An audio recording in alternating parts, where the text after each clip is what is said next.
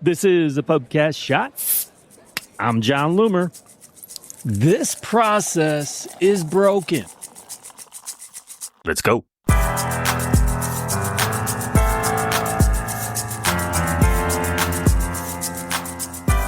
For the past week, I've been dealing with an extremely frustrating situation with Meta. My profile was incorrectly flagged for suspicious activity while posting in my private Facebook group. After providing documentation to verify my identity, my account was restricted from group activity. Now, what makes this so frustrating isn't only the broken processes that resulted in my restricted account. Even worse is that there's no clear way to fix it. Now, it's entirely possible that my problem will be cleared up by the time you hear this, but it doesn't change the inherent issues my experience has uncovered. On this episode, I hope to shine a light on this incredibly broken system. I know I'm not the only one facing a similar situation. While I'm only one person, maybe I can help push the conversation that can help fix it. So first, let me share exactly what happened. Last Tuesday, I spotted a new feature in Ads Manager. It's an AI disclosure checkbox that appears when creating ads. Now, the details of that feature aren't important here, but I knew it was something that I needed to share with my community. I've hosted a private Facebook group for more than a decade. That group is one of the many benefits of my paid membership. So, as I've done hundreds, if not thousands of times during the past 13 years, I shared a screenshot of this new feature. I explained what I knew about it so far and published it to the group. Immediately after publishing, I added a comment with a link to Meta's official documentation on the feature. And that's when everything went off the rails. The comment with the link wasn't published, and I was given a concerning message. Meta had detected suspicious activity on my profile, and my actions within Facebook groups would be restricted. To get these privileges back, I'd need to confirm my identity. Now, as annoying as all of this was, it's not completely new. Meta wasn't saying that anything I was posting was violating rules, but that something about my activity was suspicious. So this was on Tuesday, and I had gone on a trip a couple of states over the prior Wednesday to Sunday. I don't know if it was the post I made or the traveling that were flagged as suspicious. But I wasn't particularly concerned yet because I assumed that the verification would be easy. I was instructed to open the mobile app for my next steps. At first, it wasn't at all obvious what I was supposed to do when I opened the app. I expected an alert or something taking over the screen right away. But I didn't see anything until I went to a Facebook group and tried to do something. And that's when I was instructed to verify my identity. I was given several options. The one I chose was to take a photo of my driver's license and upload it. I followed the instructions related to making sure there was good lighting, no glare, and the entire ID was in view.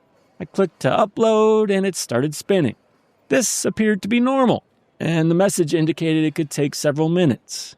Not ideal, but I made sure not to close the app or do anything to interrupt the upload. It finally completed about 5 minutes later, and I was told that the review would take a few minutes more. Presumably, Meta systems are scanning my ID to make sure that my profile represents the person I say I am.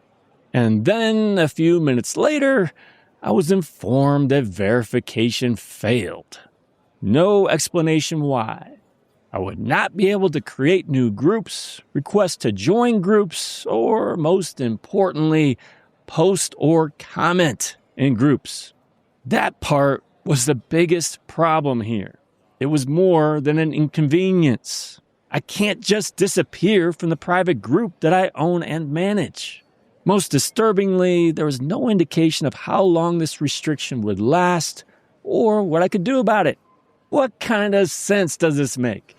Meta's not saying I violated any rules, only that something in their automated systems flagged my group activity as suspicious.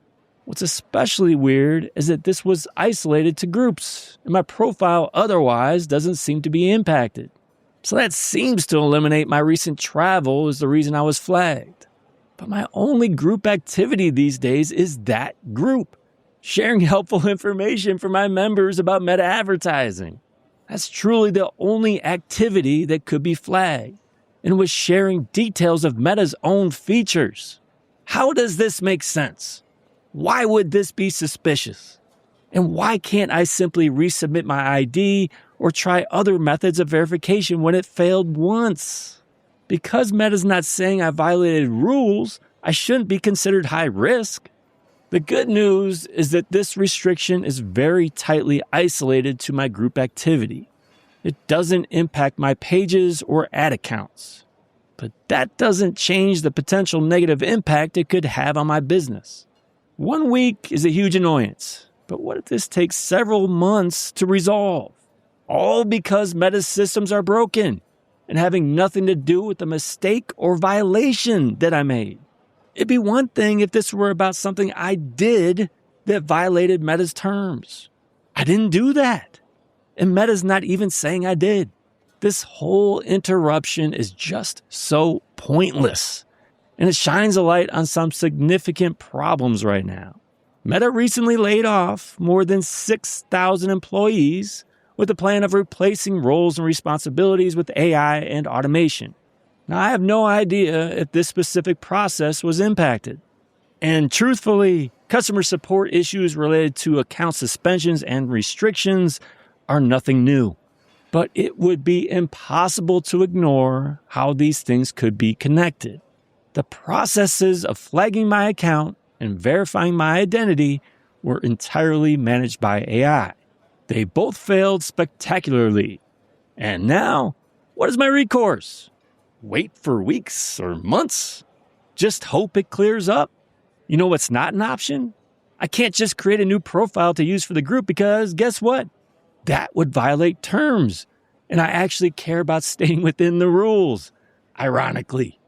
And while the AI and automations are completely separate from those associated with ad delivery, you have to start wondering, if Meta's application of AI and automation is so obviously flawed and broken for flagging suspicious accounts and verifying identification, how are we supposed to trust it related to ad delivery automation? You can't execute on what should be a rather simple process, but you've mastered the complexities of ad delivery and creative? And you can certainly apply these same questions to how Meta handles ad approvals and ad account suspensions. While I know that Meta truly has bad actors that need to be eliminated from the platform, how easy is it to be flagged incorrectly? Look, I'll admit to being skeptical of most reports related to ad account suspension. There are so many advertisers violating Meta's terms without knowing it, it's easy to claim innocence. And because I've escaped such suspension for 15 years, I've never personally been impacted by an incorrect account ban. Knock on wood that never happens, but this experience certainly opens my eyes. My problem may even be cleared up by the time this episode airs, but it won't change how I've been impacted. My trust has been broken. So here's the bottom of the glass. I don't share this to get your sympathy. I understand that my experience isn't unique and others are dealing with something similar. My hope is I can draw some attention to these problems to put some pressure on Meta to get it fixed. Far too many businesses are at the mercy of Meta's automated processes to protect them and keep them running. When these processes fail or are broken like they clearly are, huge losses are possible. Meta needs to focus less time on breaking things and laying off staff in the name of being seen as an AI-first corporation. You might be AI first, but you're also setting a very bad example for how to pull it off. If you're not careful, and you certainly aren't at the moment, you're going to push away businesses in the process. And while my business may be a blip on their radar, I'm one of them. I've had a Facebook profile since 2007. I've been running ads and educating advertisers on best practices since 2011. And I am not immune from this nonsense. No one is. Before you move on to that next episode, I have one more thing. If you enjoy the pubcast and you get value from it, make sure you never miss another episode again. Subscribe to podcast alerts and I'll email you every time a new episode drops. I'll share a quick summary of what the episode is about and a link to listen. Subscribe at johnloomer.com/podcast. Thanks for joining me again today. Until next time, do awesome things. I'm out.